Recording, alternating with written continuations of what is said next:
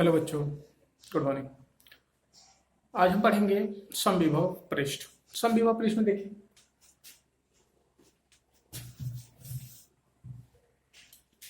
अगर हम विभव के फार्मूले से देखें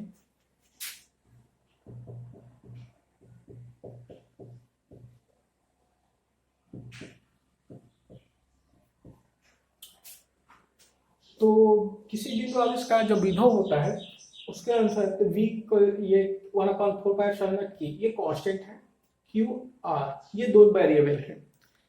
अगर इन दोनों के मान को चेंज न किया जाए तो v का मान जो होगा वो चेंज नहीं होगा। यानी अगर ना तो आवेश बदला जाए ना ही उस आवेश से दूरी को बदला जाए तो v के मान में भी कोई परिवर्तन नहीं होगा। यानी अगर एक बिंदु ये ले लिया जाए, कोई बिंदु आवेश मान लेते हैं q। अब इस बिंदु आवेश से जो दूरी है r,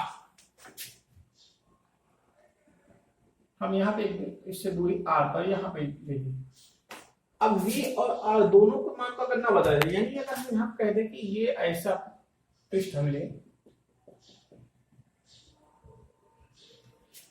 इस पृष्ठ की इस बिंदु आवेश से जो दूरी है वो हमेशा क्या है, r है। हर जगह पर r। तो यानी इस पृष्ठ के पर हर बिंदु पर v का मान जो होगा वो यही होगा, क्योंकि इस पृष्ठ के लिए इस पृष्ठ पे जितने भी बिंदु हैं सबसे इसकी दूरी क्या है, समान है और सबके लिए बिंदु आवेश क्या होगा, q ही होगा।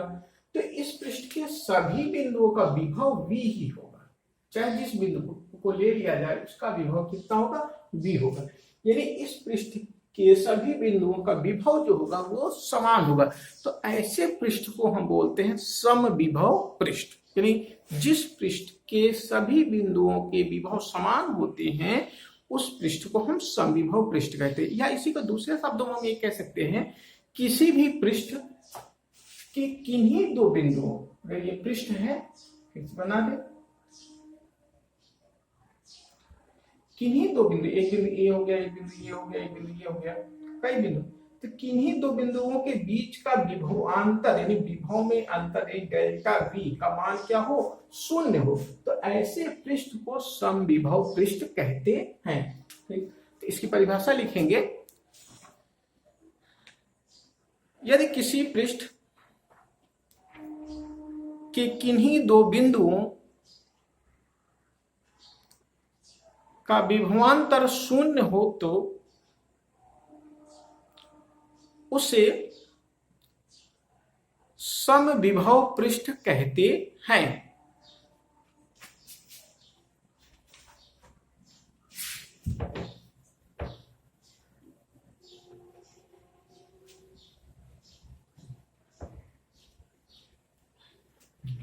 तो इसका फिगर बना लेंगे।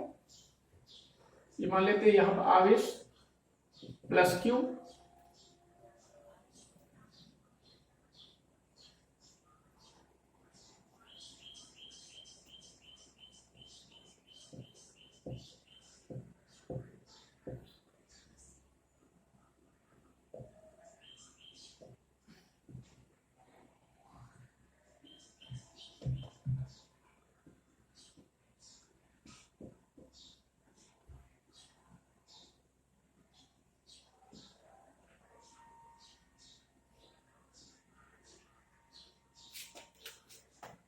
ये हुआ हमारा बिंदु। तो इस पृष्ठ को हम बोलेंगे समविभव पृष्ठ।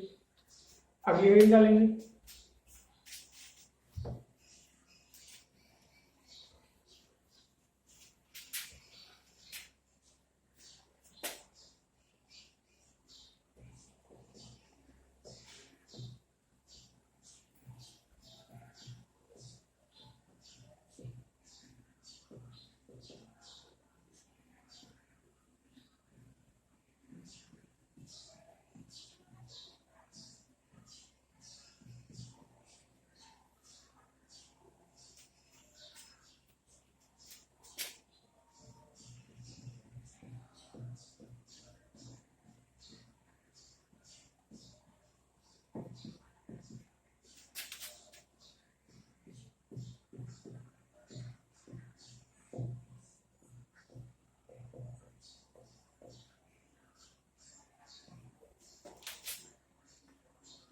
तो ये आपका है स्थिर वैद्युत इलेक्ट्रोस्टैटिक पोटेंशियल एनर्जी।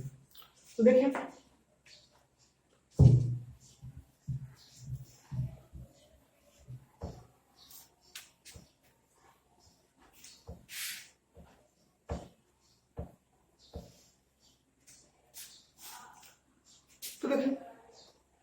स्थिर वैद्युत आवेश ऊर्जा क्या होती है ना, अगर हम किसी आवेश समुदाय को अनंत से पहले कई, ये आवेश है प्लस क्यू, ये आवेश है प्लस क्यू, Q1, इसको मान लो Q2, तो ये बहुत दूरी पे अगर हूं, यानी हम कह सकते हैं अनंत पे हूं, और फिर अनंत से इन दोनों को अगर पास में ले आए, एक दूसरे के समीप ले आए, ये हो गया Q1, ये हो गया Q2, इन दोनों के बीच की दूरी ये हो गई R।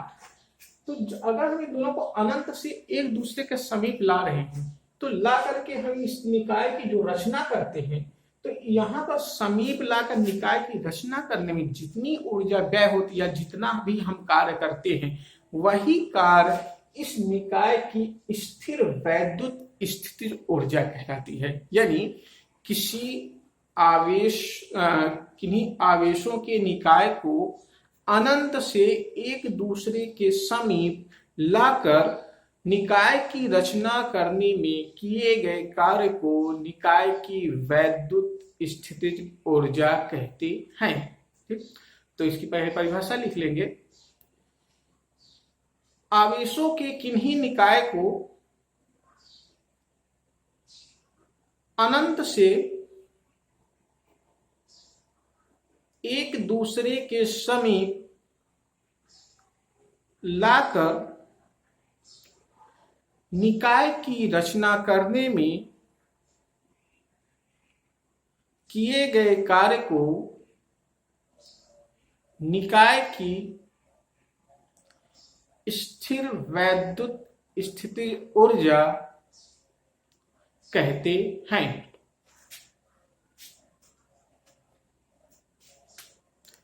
पैराग्राफ चेंज करके लिखेंगे। माना दो बिंदु आवेश Q1 व Q2 को अनंत से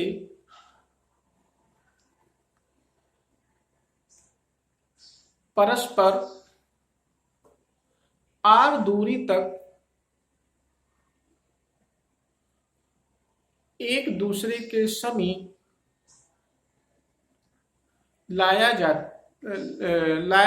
लाने में W कार्य किया जाता है। तो देखिए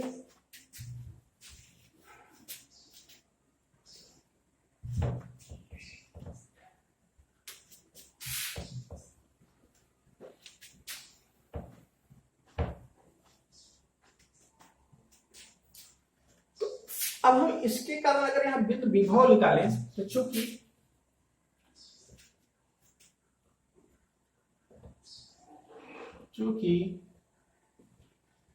Q1 आवेश के कारण R दूरी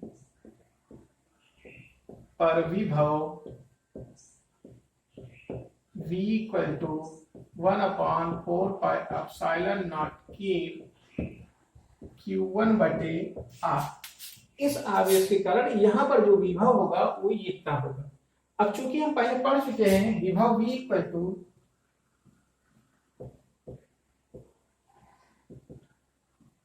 W बटे Q, ये जो आवेश जिस आवेश को हम ले आते हैं यानी Q2, यानी यहां पर किया गया कार्य, तो कार्य W बराबर होगा V इंटू Q2। तो V का मान अगर यहां पर रख देते हैं 1/4πε0 Q1 Q2 बटे R। तो चूंकि किया गया कार्य ही हमारा विद्युत इसी ऊर्जा के रूप में होता है, तो चूंकि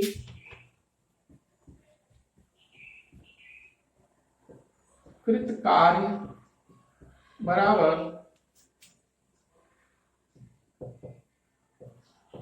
स्थिर वैद्युत स्थितिज ऊर्जा, तो कृत कार्य W स्थिर वैद्युत ऊर्जा U, तो U बराबर 1/4πε0 K Q1 Q2 बटे R जूल। ये हो गया स्थिर वैद्युत ऊर्जा। दो बिंदु आवेश अगर एक दूसरे के समीप हैं तब, दो से ज्यादा अगर हो जाते हैं तो उसके लिए पहले इसको नोट कर लीजिए।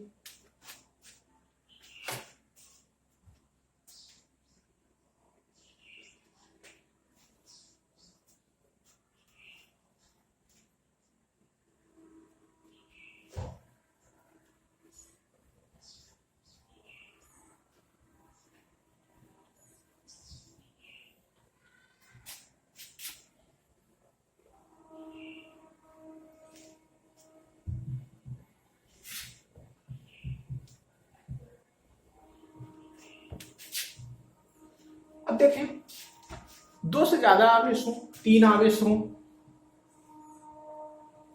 एक बिंदु आवेश हो गया +Q1, दूसरा बिंदु आवेश हो गया -Q2, एक तीसरा बिंदु आवेश हो गया +Q3।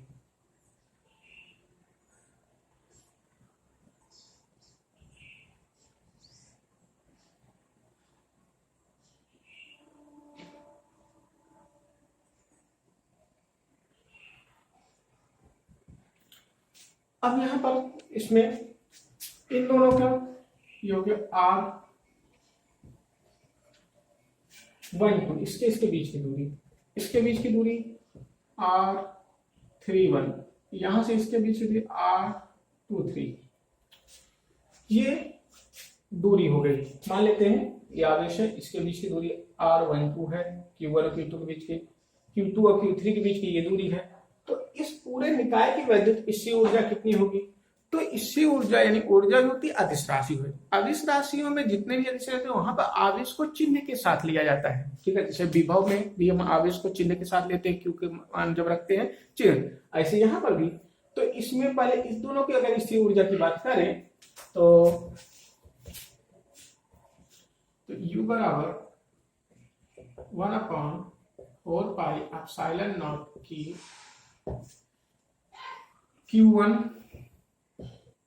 -Q2, तो माइनस है इसलिए आप चिन्ह माइनस हो गया, बटे यहां से यहां तक की दूरी R12, फिर प्लस इससे इसके बीच की दूरी निकाले तो 1/4πε0 की Q2 Q3 बटे R23, फिर प्लस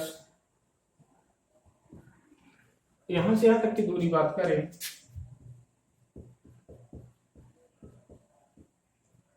ये हो गया Q1 Q3 बटे इसके R31, यहां से कॉमन हो जाएगा,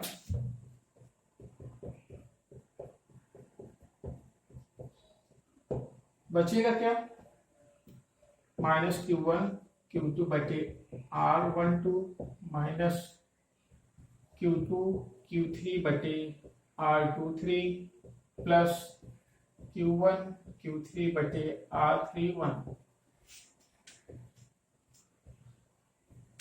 ये हुआ अगर तीन बिंदु आवेश एक दूसरे के समीप हो तो उसके कारण चित्र को फिर से बना दे रहे हैं।